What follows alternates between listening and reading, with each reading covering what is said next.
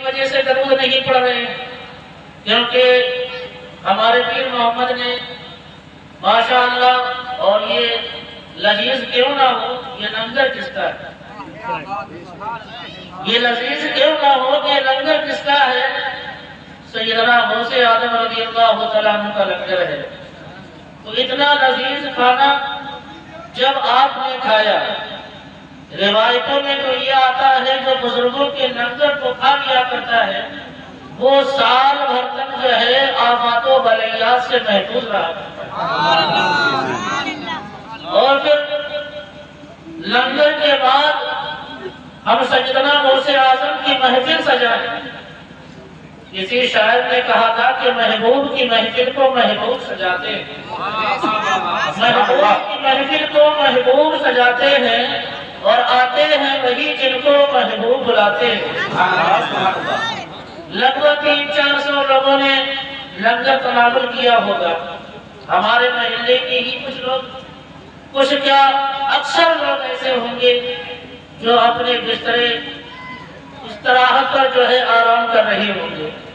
مگر پیارے اسلامی بھائیوں، جہاں پر اللہ اس کے رسول کا ذکر ہوتا ہے وہاں رحمت و نور کی بارشیں ہوا کرتی ہیں، اور پھر یہ اللہ اور اس کے رسول کا ذکر جہاں پر انسان بیٹھ کر کیا کرتے ہیں تو صرف انسان ہی نہیں بیٹھا کرتے ہیں بلکہ اللہ کی وہ مخلوق جنہیں ہم فرشتے کہا کرتے ہیں وہ زمین پر گشت کیا کرتے ہیں، وہ زمین پر گھوما کرتے ہیں کہ کون بندہ اللہ کے ذکر میں مشغول ہے، کون بندہ لہو لعب میں مشغول ہے۔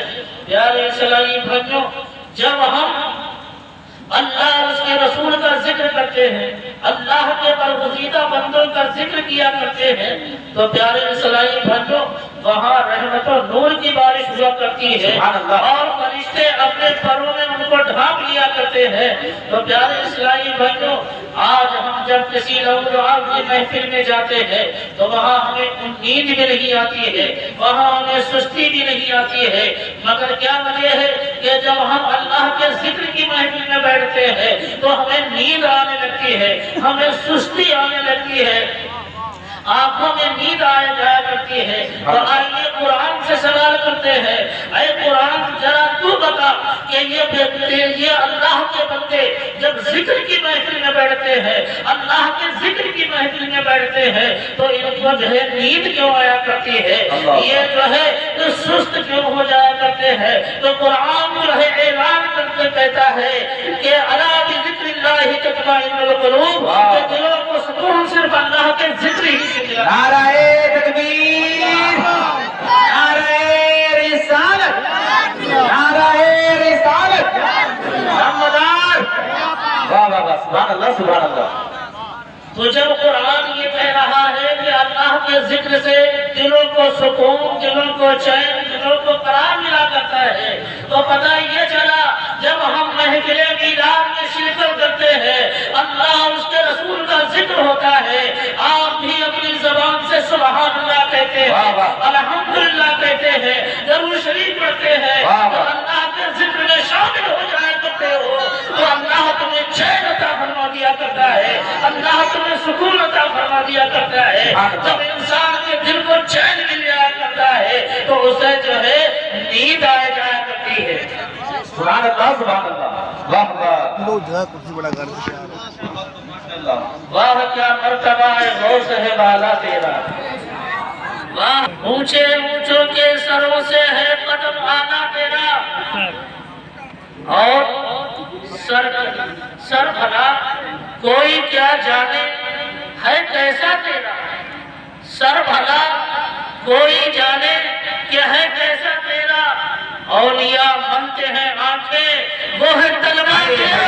واہ واہ واہ، سبحان اللہ سبحان اللہ۔ سیدنا غوث آدم رضی اللہ تعالیٰ عنہ کا کوئی مرتبہ نہ جان سکا ہے اور نہ جان پائے گا، کیونکہ یا ایوہ الذین آمنوا اتقوا اللہ وکونوا مع الصادقین، اے ایمان والو اللہ سے ڈرو اور سچوں کے ساتھ ہو جاؤ۔ بے شک، سبحان اللہ۔ پیارے اسلامی بھائیوں، قرآن کیا کہہ رہا ہے کہ اللہ سے ڈرو، اللہ کا خوف اپنے دل میں پیدا کرو، اور کس کے ساتھ ہونا ہے؟ ہے، آخر یہ سچے ہیں کون، آخر یہ سچوں کی جماعت کون سی ہے، آخر یہ کون سی بستی میں رہا کرتے ہیں، کون سے علاقے میں رہا کرتے ہیں۔ پیارے اسلامی بھائیو، اب قرآن نے تو ہمیں بتایا ہے کہ اللہ کا خوف دل میں پیدا کرو اور سچوں کے ساتھ ہو جاؤ۔ اب آئیے اللہ والوں کی بارگاہ میں چلتے ہیں، آخر یہ صرف جو ہے جوانی میں ہی سچ بولا کرتے ہیں یا بچپنے میں بھی سچ بولا کرتے ہیں؟ پیارے اسلامی بھائیو، قرآن نے یوں ہی نہیں فرما دیا ہے کہ سچوں کے ساتھ ہو جاؤ، آخر یہ سچے کون ہیں، آخر یہ اچھے کون ہیں، آخر یہ اللہ کے برگزیدہ بندے کون ہیں؟ تو قرآن جو ارشاد فرما رہا ہے کہ الا ان اولیاء اللہ لا خوف علیہم ولا هم یحزنون، بے شک اللہ کے ولیوں کو نہ کوئی خوف ہے اور نہ کوئی غم ہے۔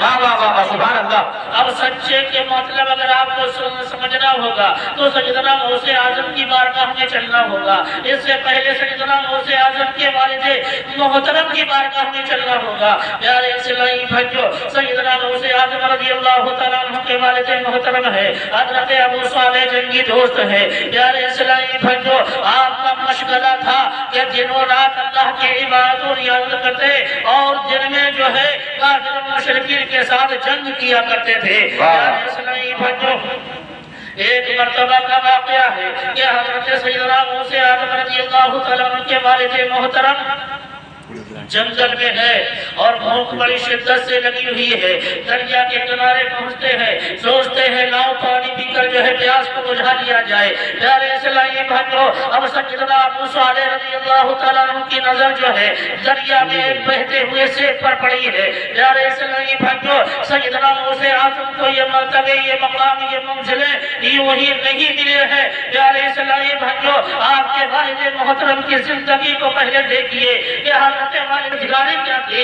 پیارے اسلامی بھائیو، جب دریا پر نظر ڈالتے ہیں تو کیا دیکھتے ہیں کہ ایک سیب جو ہے بہتا ہوا جا رہا ہے۔ پیارے اسلامی بھائیو، بھوک کی شدت تھی، فوراً جو ہے ہاتھ بڑھاتے ہیں اور سیب کو اٹھا کر جو ہے تناول کرتے ہیں، یعنی اس کو کھانا شروع کر دیتے ہیں۔ اب جیسے ہی سیب جو ہے پیٹ کے اندر پہنچتا ہے، فوراً زمین جو ہے جھنجھوڑ کر کہتا ہے اے اللہ کے بندے، تو نے جو ہے بغیر اجازت کے ایک سیب کو اٹھا کر کھا لیا ہے، کہیں اللہ تبارک و تعالیٰ نے کل میدان محشر میں اس سیب کے بارے میں تجھ سے سوال کر دیا تو اس کا کیا جواب دے گا؟